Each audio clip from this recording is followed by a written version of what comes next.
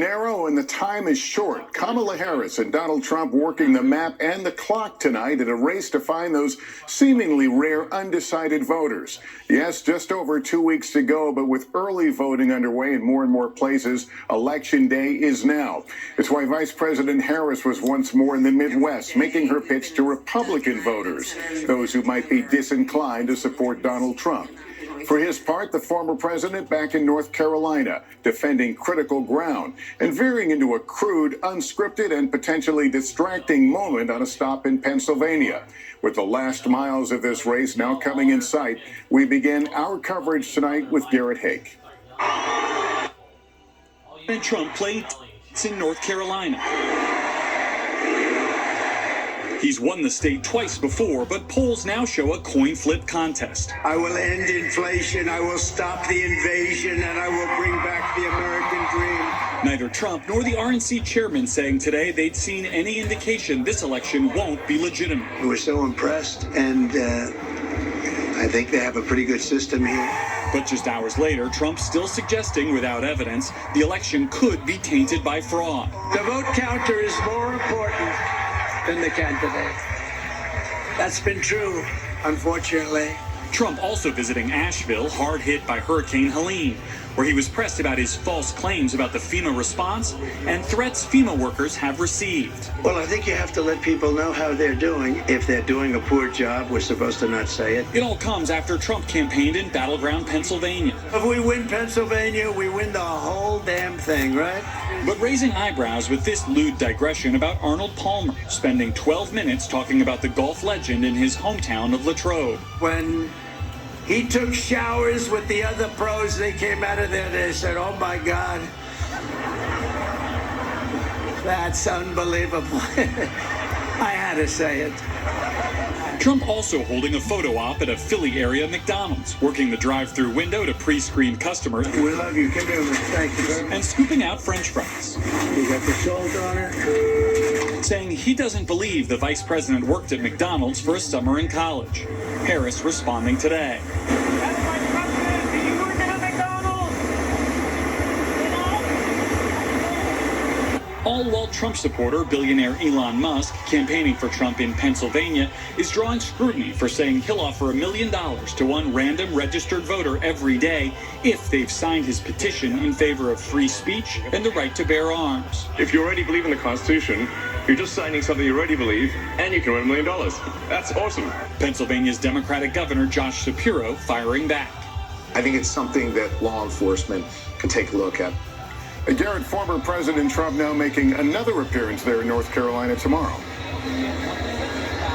That's right, Lester. Trump exudes confidence at these rallies and regularly says he's winning everywhere, but he also just canceled a planned speech in Georgia to stand up another rally here in North Carolina tomorrow, a state no Democrat has won since 2008. Lester? All right, Garrett Hake, thank you. And tonight, Vice President Harris is going after Republican voters in 3 critical states who might be open to a candidate other than former President Trump. Kelly O'Donnell is on the trail with the vice president.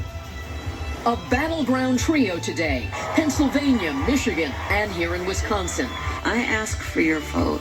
Where Vice President Harris is looking for red bricks to fortify the Democrats' blue wall in a tight race. Donald Trump is an unserious man, but the consequences of him being president of the United States are brutally serious. Joined on the trail by former GOP Congresswoman Liz Cheney, who said she believes many women who object to abortion are also worried about consequences for women's health care from strict state abortion laws. That's not sustainable for us as a country, and it has to change. Cheney, a fierce Trump critic who lost her Wyoming primary in a landslide, now urging Republican and independent voters to back Harris. We're going to reject the kind of vile vitriol that we've seen from Donald Trump. We're going to reject the misogyny that we've seen from Donald Trump and J.D. Vance. Former President Trump's raw language included a new and profane attack on Harris Saturday. You're a shit vice president. The worst. You're the worst vice president. Kamala, you're fired. Get the hell out of here. You're fired. The American people deserve so much better. Harris responded Sunday. What you see in my opponent, a former president of the United States, really is, it demeans the office. While today's events are framed around the seriousness of what is at stake, Harris pulled in star power over the weekend. Lizzo, Usher, and Stevie Wonder, who marked Harris's 60th birthday Sunday. Back here in Wisconsin, the Harris team points out that in dependably Republican Waukesha County, 9,000 voters still chose Nikki Haley in the GOP primary over Mr. Trump, even after Haley exited the race. Haley has since endorsed Trump. And Trump allies like Lindsey Graham are calling Republicans home, away from Harris. To every Republican supporting her, what the hell are you doing? You're supporting the most radical nominee in the history of American politics. And Kelly, you have some new reporting on how the Harris campaign sees this dead heat race. Lester, Harris campaign officials tell me they recognize that many Democrats are worried that it remains so tight across all the battleground states. But they argue they built their operation knowing that they would need a strong turnout among Democratic base voters, as well as this strategic appeal to disaffected Republicans. Lester? All right, Kelly, thank you. Join us tomorrow night as Hallie Jackson has an exclusive sit-down interview with Vice President Harris and spend some time with her on the campaign trail that debuts first tomorrow night on Nightly News.